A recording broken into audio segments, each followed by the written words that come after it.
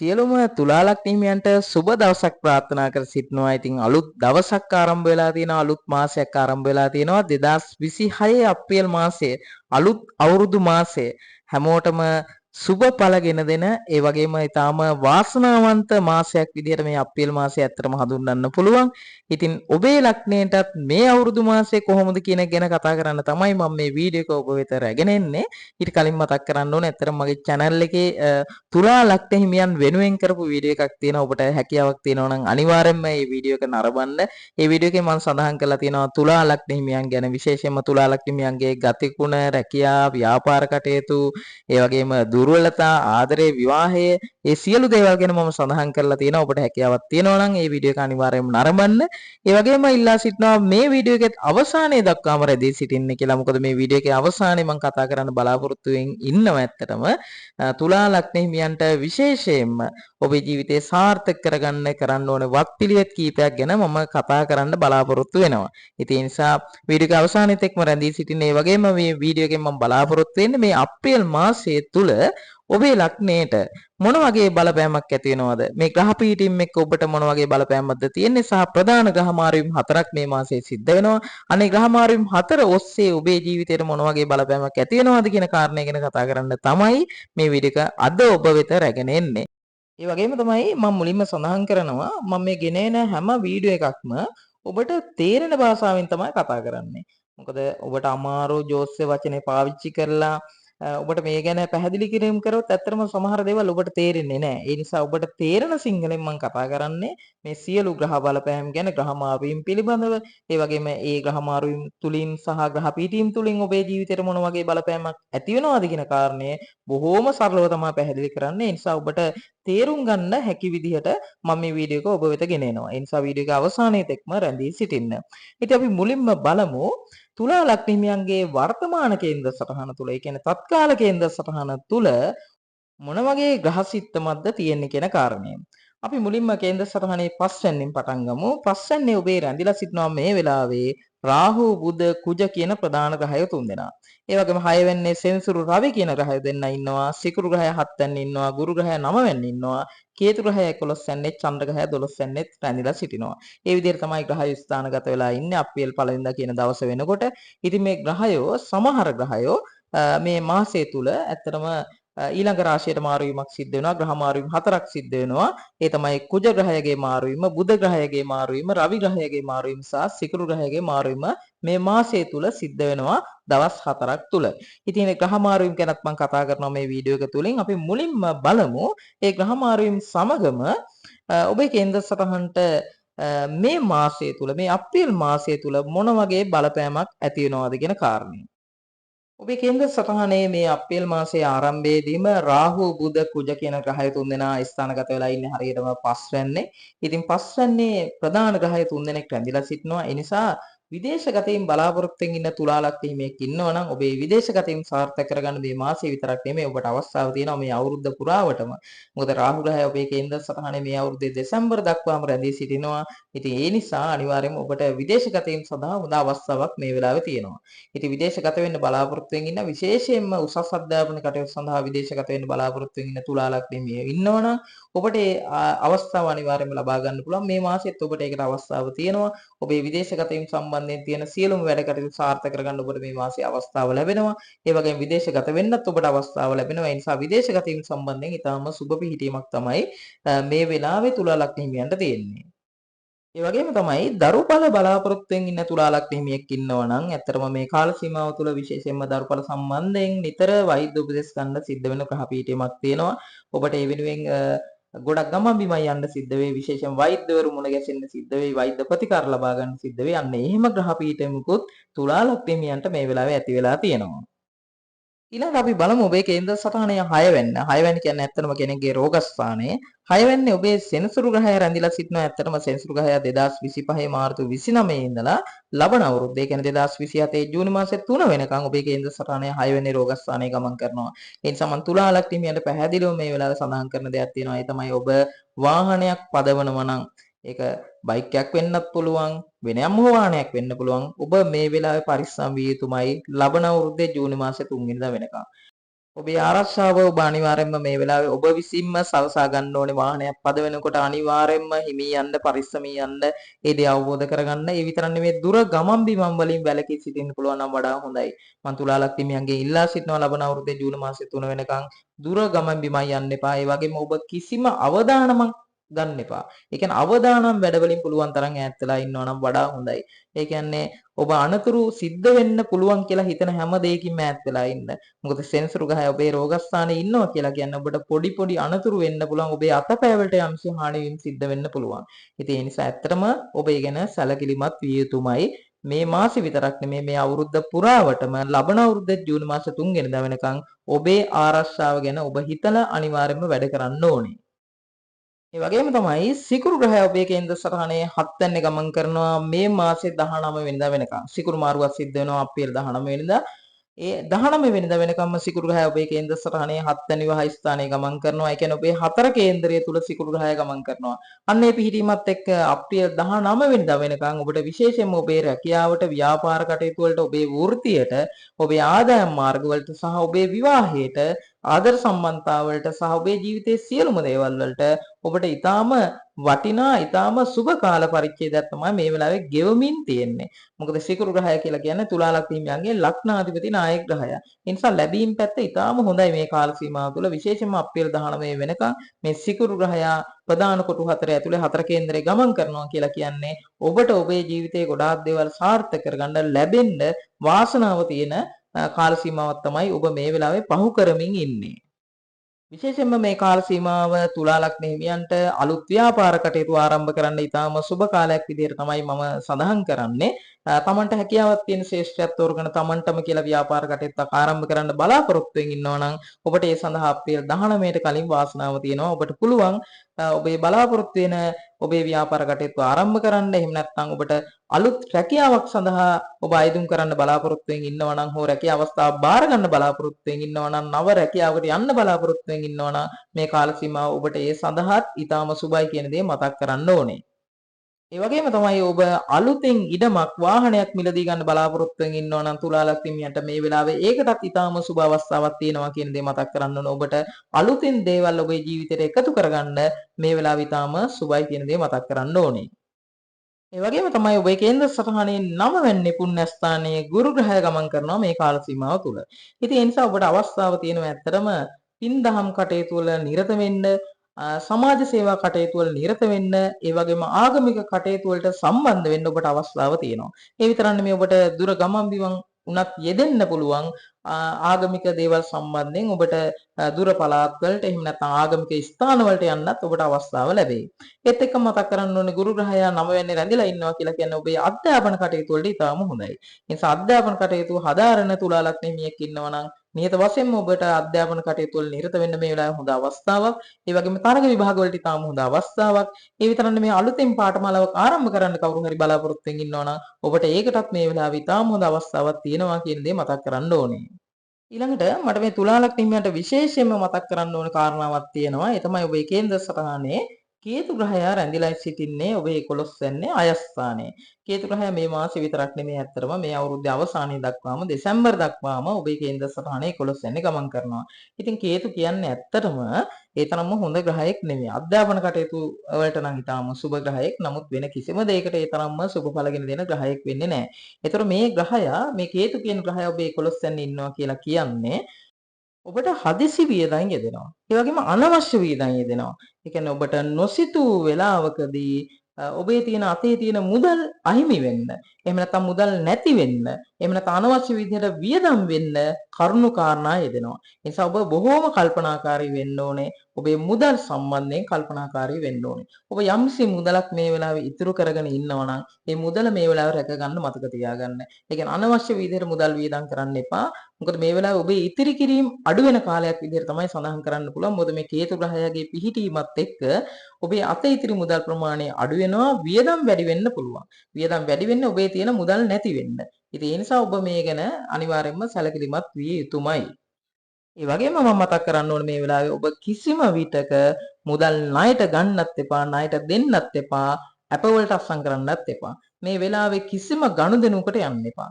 මේ ගනුදෙනු වලට සුබ වේලාවක් වෙන්නේ නැහැ. ගනුදෙනු තුලින් ඔබට මුදල් අහිමි වෙන්න පුළුවන්. එහෙම නැත්නම් ණය වෙන්න සිද්ධ වෙන්න පුළුවන්. එහෙම නැත්නම් මුදල් සම්බන්ධයෙන් ඔබට ගැටලු වලට මුහුණ දෙන්න සිද්ධ වෙන්න පුළුවන්. ඉතින් ඒ නිසා මේ කාරණාව ගැන ඔබ අනිවාර්යයෙන්ම හිතලා බලන්න, කල්පනාකාරී වෙන්න. මේ මාසෙ විතර නෙමෙයි මේ අවුරුද්ද පුරාවටම ඔබට මේ ගැටලුව තියෙනවා. ඒ නිසා ඔබ හරි කල්පනාවෙන් තමයි මේ අවුරුද්ද පුරාවටම මුදල් සම්බන්ධයෙන් කටයුතු කරන්න ඕනේ. හරි මුදල් කළමනාකරණයක් තියාගන්න. නැත්නම් ඔබ දන්නේම නැතුව ඔබට හිමි මුදල් අහිමි වෙන්න වියදම් වෙන්න තියෙන ඉඩකඩ බොහෝ සෙයින් වැඩි. ඒ වගේම ඔබ නොදැනුවත්වම ඔබ ණයට මුදල් අරගෙන යම්සි විදිහකින් අමාරු වැටෙන්න පුළුවන්. ඒ නිසා මම ඊට කලින් තමයි මේ ගැන මතක් කරන්නේ. ඉතින් ඔබ අනිවාර්යයෙන්ම මේ ගැන සැලකිලිමත් විය යුතුමයි. හොඳයි දැන් අපි බලමු මේ මාසයේ ප්‍රධාන ග්‍රහ මාරුවීම් 4 තුලින් ඔබේ ජීවිතයට මොන වගේ බලපෑමක් ඇති වෙනවද කියන කාරණේ. මම මුලින්ම මතක් කරන්න ඕනේ හරියටම හෙට කියන දවසේ අප්‍රේල් 2 වෙනිදා කුජ ග්‍රහය මාරු වෙනවා ඔබේ කේන්ද්‍ර සටහනේ 5 වෙනින් 6 වෙනිට මාරු වෙනවා. 5 වෙනින් 6 වෙනිට මාරු වෙනවා. ඉතින් අපි බලමු ඒ ග්‍රහ පීඨීම ඔබට මොන වගේ බලපෑමක් ඇති වෙනවද කියන කාරණේ මම විශේෂයෙන් මතක් කරන්න ඕනේ කුජ කියන ග්‍රහයාත් ඒ තරම්ම සුබ ග්‍රහයෙක් නෙමෙයි ඇත්තටම. සමහර ලග්න වලට හොඳයි. ඉතින් නමුත් තුලා ලග්න හිමියන්ට මෙන්න මේ වගේ දේවල් වලට මුහුණ දෙන්න සිද්ධ වෙනවා ඉදිරි කාල සීමාව තුළ මේ කුජගේ මාරු වීමත් සමග. කුජ ග්‍රහය ඔබේ කේන්ද්‍ර සටහනේ 5 වෙනින් 6 වෙනිට එනවා කියලා කියන 6 වෙනි තමයි ඔබේ රෝගස්ථානය. මම කලින් සඳහන් කරා ඔබේ කේන්ද්‍ර සටහනේ 6 වෙනි රෝගස්ථානයේ මෙතෙක් ඉන්න ප්‍රධාන ග්‍රහය වෙන්නේ සෙන්සුරු ග්‍රහය. දැන්ට රවි ග්‍රහයත් ඉන්නවා. එතනටම තමයි මේ කුජගේ මාරු වීමත් සිද්ධ වෙන්නේ. ඒතර කුජ සෙනසුරු එකට එකතු වෙනවා. අන්න ඒකේ තරම්ම සුබ වෙන්නේ නැහැ. ඔබ මතක තියාගන්න විශේෂයෙන්ම උදරයේ ආශ්‍රිතව යම් යම් අසනීප ඇති වෙනවා, උෂ්ණ අධික ලෙඩ රෝග ඇති වෙනවා, ඒ වගේම සමේ රෝග, ස්නායු රෝග වගේ දේවල් ඇති වෙනවා. ඒ වගේම දැනට ඔබට දියවැඩියාව කොලෙස්ටරෝල් වගේ ලේ සම්බන්ධයෙන් ඇති වෙන යම් යම් අසනීප වීම් තියෙනවා නම් අන්න ඒ වගේ ලෙඩ රෝග වලටත් මේ වෙලාවේ ඉඩකඩ තියෙනවා සහ ඒ වගේ ලෙඩ රෝග තවදුරටත් ඔබට වැඩි වෙන්න තියෙන අවස්ථාව මේ වෙලාවේ ටිකක් වැඩි. ඒ වගේම තමයි මම නැවත මතක් කරනවා සෙන්සුරු ග්‍රහය ඔබේ කේන්ද්‍ර සටහනේ 6 වෙනි ඉන්න මම කලිනුත් මතක් කරා. ඒ නිසා අනතුරු වලට ඉඩකඩ තියෙන ඔබ බොහොම පරිස්සම් වෙන්න ඕන කාලයක්. ඉතින් කුජ ග්‍රහයත් මේ සෙන්සුරු ග්‍රහයත් එක්ක එකතු වෙනවා කියලා කියන්නේ ඔබට යම් යම් පොඩි පොඩි අනතුරු සිද්ධ වෙන්න පුළුවන්. ඒ දේවල් වලින් අතපය වලට තුවාල වීම, එහෙම නැත්නම් අතපය කැඩෙන්න බිඳෙන්න, ඒ වගේ දේවල් සිද්ධ වෙන්න පුළුවන්. ඉතින් මේ දේවල් හරියට අවබෝධ කරගන්න. ඒකෙන් මම අදහස් කරන්නේ මේ අවුරුදු මාසය තුල විශේෂයෙන්ම ඔබ පරිස්සම් වෙන්න ඕනේ. ඔබ විශේෂයෙන්ම අවුරුදු මාසයේ ඔබේ පවුලේ අයත් එක්ක, යාළුවොත් එක්ක විනෝද වෙන්න පුළුවන් බොහෝ විට. ඉතින් ඒ වගේ අවුරුදු උත්සවවල සහභාගී වෙන්න පුළුවන්. ඒ වගේ දේවල් වලදී වුණත් ඔබ පරිස්සම් වෙන්න ඕනේ. ඒ කියන්නේ ලිස්සල වැටෙන්න උනත් පුළුවන්. අවදානම් වැඩ කිසිම දෙයක් ගන්න යන්න එපා මේ මාසය තුල. මම මේ තුලා ලග්න හිමිලා බොහොම ආදරෙන් මේ කාරණය මතක් කරන්නේ. ඉතින් ඔබේ ආරක්ෂාව ඔබ මේ වෙලාවේ අනිවාර්යයෙන්ම සලස ගන්න ඕනේ. මොකද සෙන්සුරු ග්‍රහය තනියම නෙමෙයි දැන් ඉන්නේ. කුජ ග්‍රහයත් එක්ක තමයි ඉන්නේ මේ මාසය පුරාවටම. ඉතින් ඒ නිසා ඔබ ඒ ගැන තවදුරටත් සැලකිලිමත් වෙන්න ඕනේ කියන දේ මේ වෙලාවේ අනිවාර්යයෙන්ම සඳහන් කරනවා. ඊළඟට අප්‍රේල් 11 වෙනිදා තවත් ග්‍රහ මාරුවීමක් සිද්ධ වෙනවා. ඒ තමයි බුධ ග්‍රහයගේ මාරුවීම සිද්ධ වෙනවා. බුධ ග්‍රහය ඔබේ කේන්ද්‍ර සටහනේ 5 වෙනින් 6 වෙනිට මාරු වෙනවා. අන්න රෝගස්ථානයේට 6 වෙනිට නැවත ග්‍රහයෙක් එකට එකතු වෙනවා. දැන් 6 වෙනි ප්‍රධාන ග්‍රහයෝ 4 දෙනෙක් ඉන්නවා. ඒ තමයි සෙනසුරු ග්‍රහය, රවි ග්‍රහය, කුජ ග්‍රහය සහ බුධ ග්‍රහය. අප්‍රේල් 11 වෙනිදාගෙන් පසුව ප්‍රධාන ග්‍රහයෝ 4 දෙනෙක් ඔබේ කේන්ද්‍ර සටහනේ 6 වෙනිනේ ගමන් කරනවා. දැන් මොන වගේ දෙයක් සිද්ධ වෙයිද? ඇත්තට මේ බුධ ග්‍රහයගේ මාරුවීමත් සමග ඔබට ඒක ඇත්තටම සුබ ප්‍රතිඵල ගෙන දෙන ග්‍රහ මාරුවීමක් විදිහට සඳහන් කරන්න පුළුවන්. හේතුව තමයි බුධ ග්‍රහයගේ මාරුවීමත් සමග ඔබට විශේෂයෙන්ම ව්‍යාපාර කටයුතු වලට හොඳයි. ව්‍යාපාර කටයුතු කරන තුලා ලග්න හිමියන්ට සුබ ආරංචියක්. විශේෂයෙන්ම තමන්ගේ දැනුම හැකියාව දක්ෂතාවයේ මත ව්‍යාපාර කටයුතු කරන තුලා ලග්න හිමියන්ට සහ භූමිය මුල් කරගත්ත ව්‍යාපාර කටයුතු කරන තුලා ලග්න හිමියන්ට මේ අප්‍රේල් මාසයේ සුබඵල ගෙන දෙනවා අප්‍රේල් 11 වෙනිදාගෙන් පසුව. ඒ වගේම ඔබට තිබුණ යම් යම් මුදල් ගැටලු ටික ටික විසඳෙන්න පටන් ගන්නවා. ඉතින් මේ බුධගේ ග්‍රහ මාරුවීම ඔබට සුබඵල ගෙන දෙද්දී ඊළඟට තවත් ග්‍රහ මාරුවීමක් හරියටම අප්‍රේල් 14 වෙනිදා අලුත් අවුරුදු දවසේ සිද්ධ වෙනවා. ඒ තමයි රවි ග්‍රහයගේ මාරුවීම. රවි ග්‍රහය ඔබේ කේන්ද්‍ර සටහනේ මෙතෙක් ඉන්නේ 6 වෙනිය 6 වෙනින් 7 වෙනිට ගමන් කිරීමක් සිද්ධ වෙනවා. ඉතින් 7 වෙනිට ගමන් කරනවා කියලා කියන එක පැත්තකින් ඔබේ විවාහ ස්ථානයට තමයි රවි ග්‍රහය මාරු වෙන්නේ. අනිත් පැත්තෙන් ඔබේ 4 කේන්දරයේ තුලට තමයි මේ රවි ග්‍රහය ගමන් කරන්නේ. ඉතින් මේ රවි ග්‍රහයගේ මාරුවීමත් සමග වෙනදට වඩා ටිකක් ආවේගශීලී බව වැඩි වෙන්න පුළුවන්. ඔබගේ හිතුවක්කාර ගතිපැතුම් වැඩි වෙන්න පුළුවන්. ඔබ ලේසියට කෙනෙක්ට නැවෙන්නේ නැහැ. තමන්ගේ මතේම කටයුතු කරන කාලයක් වෙනවා.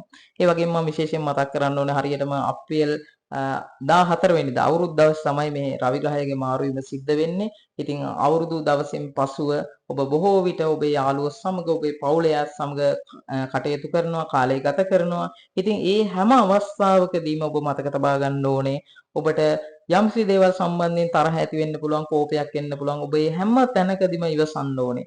ඔබ බොහෝම ඉවසීමෙන් කටයුතු කරන්න ඉදිරි කාල සීමාව තුළ අපේල අවුරුද්දෙන් පසුව. මොකද ඔබට නිතරම තරහ යන්න පුළුවන්, නිතරම කේන්ති යනවා වෙන්න පුළුවන්. සමහර විට අනිත් අය ඔබට රුස්සන්නේ නැහැ.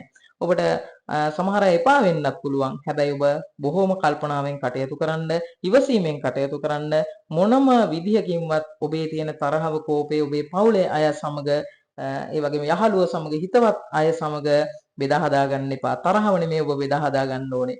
ඔබේ ධනාත්මක දේවල්, ධනාත්මක සිතුවිලි, ඔබේ හොඳ දේවල් තමයි ඔබ පුළුවන් තරම් බෙදා හදා ගන්න ඕනේ. ඒ නිසා බොහෝම ඉවසීමෙන් කටයුතු කරන්න ඕනේ අවුරුදු දවසෙන් පසුව. ඒ වගේම තමයි විශේෂයෙන්ම ඔබ ආදරය කරන ඔබේ ආදරණීය සහකාරය හෝ සහකාරිය සමග බොහොම ඉවසීමෙන් කටයුතු කළ යුතුයි. ඔබ හැම වෙලාවම ඔබේ තීරණ විතරක් පළමුවට සලකන්න එපා. අනිවාර්යෙන් දෙපාර්ශවයේම තීරණ සමග කටයුතු කරන්න. ඒ වගේම ඔබ හැම වෙලාවම නම්‍යශීලී වෙන්න උත්සාහ කරන්න. ඒ වගේම තමයි ඔබ හැම වෙලාවම ඔබේ ආදරණීය සහකාරයට හෝ සහකාරියට කතා කරනකොට ඔබේ වචන පාවිච්චි කරද්දී බොහොම සංගමයෙන් වචන පාවිච්චි කරන්න. ඒ කියන්නේ බොහොම ආදරෙන් කතා කරන්න, ආදරණීය සංවාදවල විතරක් යෙදෙන්න. එහෙම නැතුව ඔබේ තරහව, කෝපය ඔබේ ආදරණීය සහකාරය හෝ සහකාරිය පිටින් යවන්න එපා. ඉතින් බොහොම සැලකිලිමත් වෙන්න ඕන කාලයක් ඇත්තටම.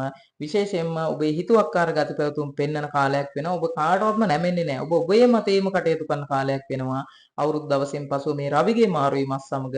ඉතින් ඒ නිසා ඔබ ඒ විතරක් නෙමේ අවුරුදු දවසෙන් පසුව ඊට පස්සේ ඔබ රැකියාව සඳහා පිටත් වෙනවා. ඔබේ ව්‍යාපාර කටයුතු සඳහා පිටත් වෙනවා. අන්න ඒ අවස්ථාවේදී රැකියාවේ කටයුතු වලදීත් ඔබ සේවය කරන ස්ථානවල ප්‍රධානීන් සමග කටයුතු කරද්දී, ඔබේ හිතවත් අය සමග කටයුතු කරද්දී, ඔබේ රැකියාවේ ඔබට ඉන්න සේවාදායකයන් සමග කටයුතු කරද්දීත් ඔබ බොහොම පරිස්සම් වෙන්න ඕනේ. ඔබ ඉවසීමෙන් කටයුතු කරන්න ඕනේ.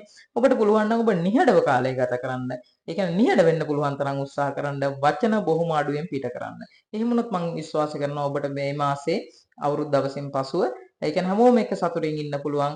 වචන අඩුවෙන් පාවිච්චි කරන්න, අඩුවෙන් කතා කරන්න, හැමෝම එක්ක hina වෙලා සතුටින් කාලය ගත කරන්න. එහෙම වුණොත් තමයි ඔබට මේ මාසයේ අවසාන භාගයේ වෙනකොට සතුටින් ජීවත් වෙන්න අවස්ථාව ලැබෙන්නේ.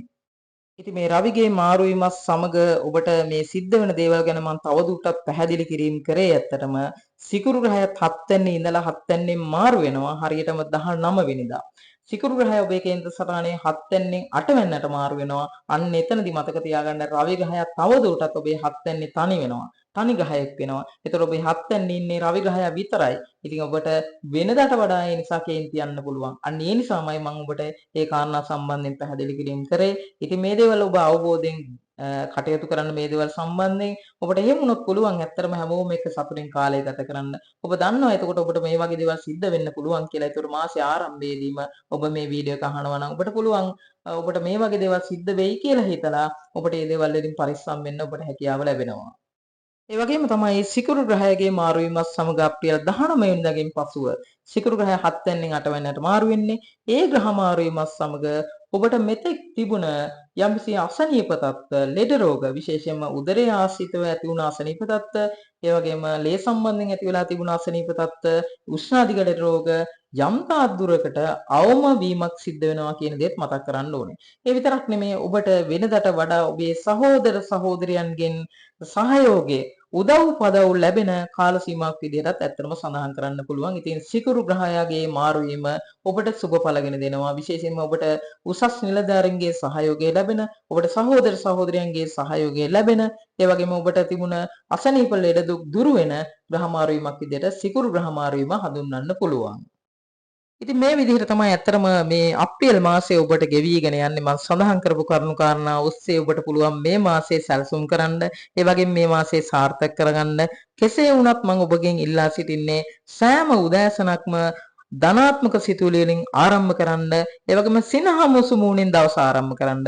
ඔබට අද මොන ප්‍රශ්න තිබුණත්, මොන වගේ ගැටලු තිබුණත්, මොන වගේ අභියෝග තිබුණත් ඔබේ සියල්ලට මුහුණ දෙන්න සිනහමුසු මුහුණින් දවස ආරම්භ කරන්න. ඒ විතරනේ මේ උදෑසන අවදි විගසම විශ්ව මාතාවට ස්තුති කරන්න. ඔබට සුව නිින්දක් ලැබිලා තියෙනවා. අලුත් දවසකට ආරම්භයක් ලැබිලා තියෙනවා. ඒ විතරක් නෙමෙයි ඔබට මෙතෙක් ලැබිලා තියෙන සියලු දේවල් වලට විශ්ව මාතාවට ස්තුති කරන්න. ඒත් එක්කම මම සඳහන් කරන්න ඕන මගේ හැම වීඩියෝ එකම මම සඳහන් කරනවා මේ කාරණාව. ඔබට උදව් කරන්න කෙනෙක් බලාගෙන ඉන්නවා. ඒ තමයි ඔබේ ඉෂ්ට දේවතාවුන් වහන්සේ. ඔබේ ඊටු දෙවියෝ ඔබේ ගැන දන්නේ නැත්නම් අනිවාර්යයෙන්ම ඔබේ උපන් දිනයත් උපන් වෙලාවත් මට මේ වීඩියෝ එකට පහලින් කමෙන්ට් එකක් දාන්න. මම අනිවාර්යයෙන් මේකට පිළිතුරක් ලබා දෙනවා. ඔබ මුලින්ම අඳුර ගන්න ඕනේ ඔබට ඉන්න ඉෂ්ට දේවතාවුන් වහන්සේ කවුද කියන කාරණේ. ඔබ ඒ ගැන අවබෝධයක් ඇති කරගෙන ඔබට පුළුවන් ඉෂ්ට දේවතාවුන් වහන්සේගේ පිහිට ආශිර්වාදය ලබා ගන්න. ඔබට බොහෝම කෙටි කාලයක් තුල ඉෂ්ට දේවතාවුන් වහන්සේගේ පිහිට ආශිර්වාදය ලබාගෙන ඔබේ ජීවිතය සාර්ථක කරගන්න ඔබට අවස්ථාව ලැබෙනවා. මම මුලින්ම සඳහන් කරා මම යම්සි වත්පිළිවෙත් කීපයක් ඔබට සඳහන් කරනවා කියන කාරණේ. ඉතින් මට කියන්න තියෙන්නේ හැම උදෑසනක්ම සිනහමුසු මුහුණෙන් දවස ආරම්භ කරන්න. ඒ විතරක් නෙමෙයි විශ්ව මාතාවට ස්තුති කරන්න. ඉෂ්ට දේවතාවුන් වහන්සේට ස්තුති කරන ගමන්ම ඔබ ඉෂ්ට දේවතාවුන් වහන්සේගෙන් ඔබට අවශ්‍ය දේවල් ඉල්ලන්න. ඒ විතරක් නෙමෙයි ඔබට තියෙන ප්‍රශ්න, අභියෝග, ඔබට තියෙන සියලු දේවල් ඉෂ්ට දේවතාවුන් වහන්සේට කියන්න. ඉෂ්ට දේවතාවුන් වහන්සේ බලාගෙන ඉන්න ඔබට උදව් කරන්න. ඉතින් ඒ නිසා ඒ සම්බන්ධයෙන් වීඩියෝ දෙකකුත් මම මගේ channel එකේ කරලා තියෙනවා. ඒ දෙකටත් අනිවාර්යයෙන්ම හුම්කම් දෙන්න. මම ඒ වගේ සඳහන් කරලා තියෙනවා කොහොමද ඉෂ්ට දේවතාවුන් වහන්සේගේ පිහිට ආශිර්වාදය ලබා ගන්න කියන කාරණේ. ඉතින් ඔබට පුළුවන් නම් සෑම උදෑසනකම ඔබේ ඉෂ්ට දේවතාවුන් වහන්සේට පහනක් පත්තු කරලා ඔබේ ඉල්ලීම් ඉල්ලන්න. ඔබට තියෙන ප්‍රශ්න, ඔබට තියෙන අභියෝගයේ සියල්ල සඳහන් කරන්න. ඔබට බොහෝම කෙටි කාලයක් තුල ඔබට ඔබේ ජීවිතය සාර්ථක කරගන්න සහ ඔබේ තියෙන යම් පොඩි ප්‍රශ්න වලට හරි ඔබට උත්තර ලබා ගන්න ඔබට හැකියාව තියෙනවා. ඒ වගේම තමයි තුලා ලග්න හිමියන්ට තවත් දෙවි කෙනෙක් ඉන්නවා පිට ආශිර්වාදය ලබා ගන්න පුළුවන්. ඒ තමයි ලක්ෂ්මී මෑණියෝ. ඔබට පුළුවන් නම් ලක්ෂ්මී මෑණියන්ටත් පහනක් පත්තු කරලා ඔබට පිට ආශිර්වාදය ලබා ගන්න අනිවාර්යයෙන්ම හැකියාව තියෙනවා. ඉතින් ඒ දේවල් පුළුවන් නම් අනුගමනය කරන්න. ඒත් එක්කම ඔබ අදහන ආගමේ ජීවත් වෙන්න. ආගමානුකූලව ජීවත් වෙන්න. ආගමත් එක්ක මේ දේවල් පටල ගන්න එපා. අනිවාර්යයෙන්ම ආගම අපි අංක එකේ තියා ගන්න ඕනේ. ආගම අපි අදහන්න ඕනේ. ඒත් එක්කම විශ්ව මාතාවගේ ආශිර්වාදයක්, ඉෂ්ට දෙවියන්ගේ ආශිර්වාදයක් ලබා ගන්න. ඒ වගේම ලක්ෂ්මී මෑණියන්ගේ ආශිර්වාදයක් ලබා ගන්න. ඔබට එසේ කරන්න පුළුවන් නම් අනිවාර්යයෙන්ම ඔබට කෙටි කාල සීමාවක් තුළ ඔබේ ජීවිතේ සාර්ථක කරගන්න අනිවාර්යයෙන්ම හැකියාව ලැබේ. ඉතින් මම අවසාන වශයෙන් ප්‍රාර්ථනා කරනවා මේ ලැබුවා වූ අලුත් අවුරුදු මාසය ඔබට ජයග්‍රහී මාසයක් වෙන්න කියලා. ඒ වගේම සුබ නිරෝගී අලුත් අවුරුද්දක් වෙන්න කියලාත් ප්‍රාර්ථනා කරනවා. ඉතින් ඔබ සියලු දෙනාට තෙරුවන් සරණයි.